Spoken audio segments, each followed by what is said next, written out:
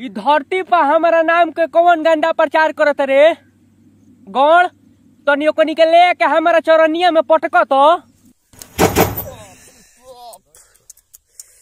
पवन भैया ई कहाँ पटका गनी जाहो ई तो हमरो नहीं के बुझात खेसारी ई भोजपुरी में कौन पैदा हो गई जोन पवन खेसारी के संग ही पटक देलस।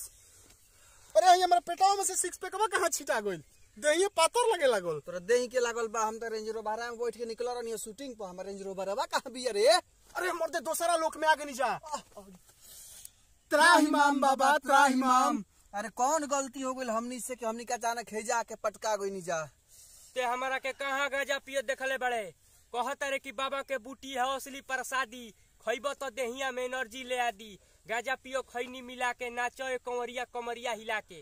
अरे हमारा नाम पर खाली गाजा के प्रचार करत रे। ना ना महादेव जी हम रौरा कहीं नहीं गाजा पियत देखले उ त राइटर लिख के देले रह त गा देले रहनी हम तो राइटर कुछ लिख के दी त गा देबे हमार देव दमरुआ से कपड़ा फाटी जाई। माफ कर दी महादेव जी। ना देखी बाबा उ बात नहीं खे उ तो मान लीजिए से पब्लिक जैसन डिमांड करला वैसन हमनी के गावे के पड़ेला बाबा।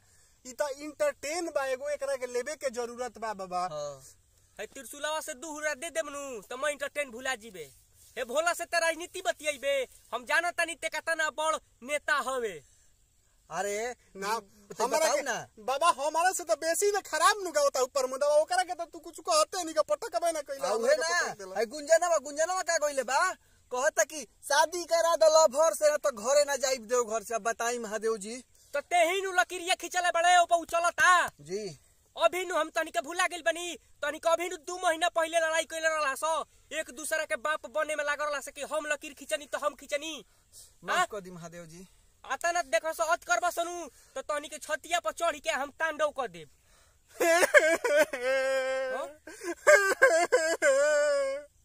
भोजपुरी में हमरा के केहू गोलियों मार दी ना बाबा तो हमारा खातिर केहू बोले वाला नहीं खे सब खुश हो जाई कि जगह खाली हो गइल।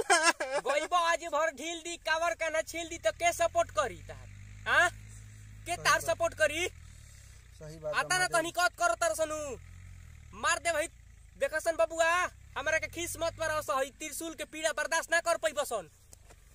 एगो हम तनी के लास्ट मौका देतनी सुधर जसन अति तो तनी केतना कर तर सनु मन करते कि तीसरी अखिया खोल दी समझ ले ना पवनवा। है पहला ब्रांड पवन सिंह ही है नाम के आगे जी ला के बोलिए बाबा। आय रे दादा महादेव माफ कर मार देव की भस्म हो जीवो मार देव के जेल छिटा जइबो। ए हमारा धरती के भक्त लोग ऐसन मलेच्छ गायक के नइखे सुने के ई गांजा के प्रचार कर रहल बाड़े सन गांजा के प्रचार।